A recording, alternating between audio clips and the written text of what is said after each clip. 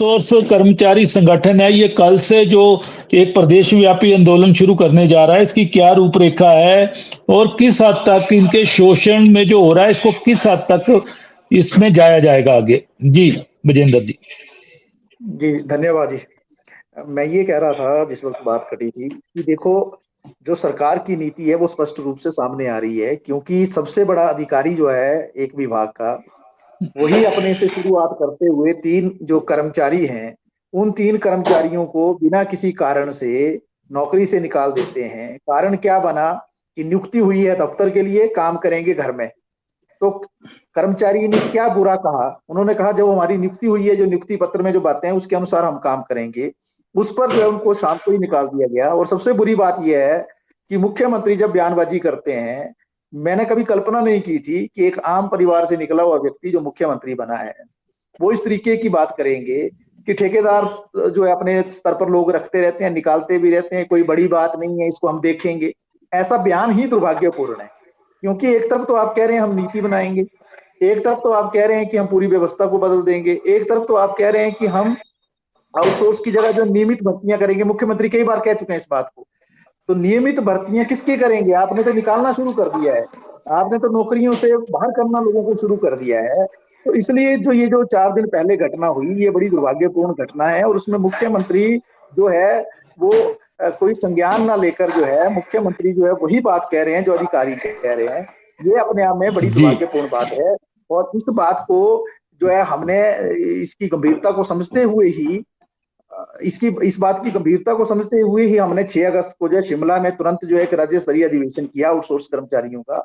और वहां पर जो एक पूरी रूपरेखा हमने बनाई। कल 9 अगस्त है, तो 9 अगस्त से जो है हम पूरे प्रदेश के अंदर भी एक आंदोलन शुरू कर रहे हैं। और हम सभी आउटसोर्स कर्मचारियों से हमने निवेदन किया है कि अब वक्त आ गया है कि जब नीति को लेकर जो आंदोलन शुरू किया जाए। जहां तक देखो, ये इस सरकार ने तो पूरी तरह से पल्ला झाड़ दिया। और ये दुर्भाग्यपूर्ण बात ये भी थी कि कोरोना काल में सबसे ज्यादा काम जिन्होंने किया था, 1800 उन स्वास्थ्य कर्मचारियों को भी एक समय निकालने का ऑर्डर जारी कर दिया था। अब एक्सटेंशन पर है सितंबर तक, उसके बाद नौकरी रहेगी नहीं जी रहेगी कोई नहीं जानता है।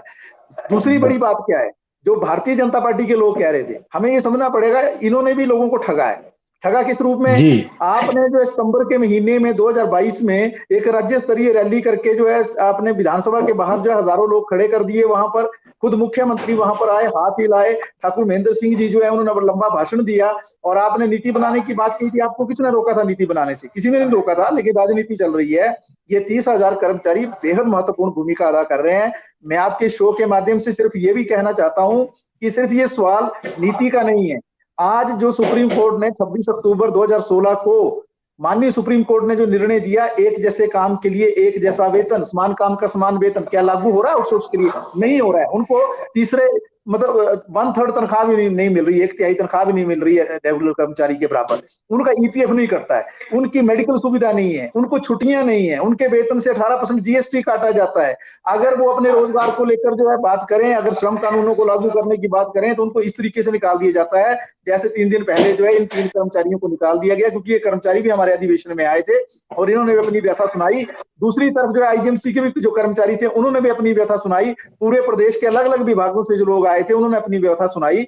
तो जो आपने आज ये चर्चा रखी है, ये बेहद महत्वपूर्ण चर्चा है, क्योंकि आज अगर प्रदेश के अंदर नीति नहीं बनेगी आउटसोर्स कर्मचारियों को लेकर, तो किस तरीके से ये अपने परिवार का पालन पोषण करेंगे? नौकरियां ऐसे ही जाती रहेंगी, इनके पीछे जो है इनको निकालकर जो है भाई भतीजा के आधार पर नियुक्तियां होंगी। और मैं एक और बात बड़ी जिम्मेदारी से आपके शो में कहना चाहता हूं कि जी अगर जो मुख्यमंत्री कह रहे हैं कि हम जो है रेगुलर भर्तियां करेंगे, नियमित भर्तियां करेंगे, तो ये बात भी मान के चलिए कि जैसा बयान मुख्यमंत्री ने दिया है, जैसा जिस तरीके का एक्शन जो है स्वास्थ्य सचिव ने लिया है मजदूरों और कर्मचारियों को निकालकर, आने वाले समय में हमें शंका है कि रेगुलर भर्तियों में नए लोग जो है उनको ये अपॉइंट करेंगे और जो 30,000 कर्मचारी हैं इनको ये बाहर कर देंगे। ऐसी साजिश भी पूरी रची जा रही है। और जो सितंबर तक एक्सटेंशन का जो सवाल है, हालांकि ये एक्सटेंशन अपने आप में दिखा रही है, ये एक्सटेंशन का सवाल नहीं था, ये नौकरियों को रेगुलर लगातार जो है आगे बढ़ाने का सवाल था। आप 3 महीने की एक्सटेंशन देते हैं, आप मार्च से जून देते हैं, जून से सितंबर देते हैं। तो क्या कोई मूर्ख है इस प्रदेश के अंदर जो समझ नहीं पा रहा है कि सरकार क्या करना चाहती है? सरकार निश्चित तौर से इन कर्मचारियों को निकालना चाहती है। ये एक पूरी साजिश है जिसके खिलाफ जो हिमाचल प्रदेश आउटसोर्स कर्मचारी यूनियन जो सीटू से संबंधित है, उसने कल से लड़ाई का आगाज किया है। जी।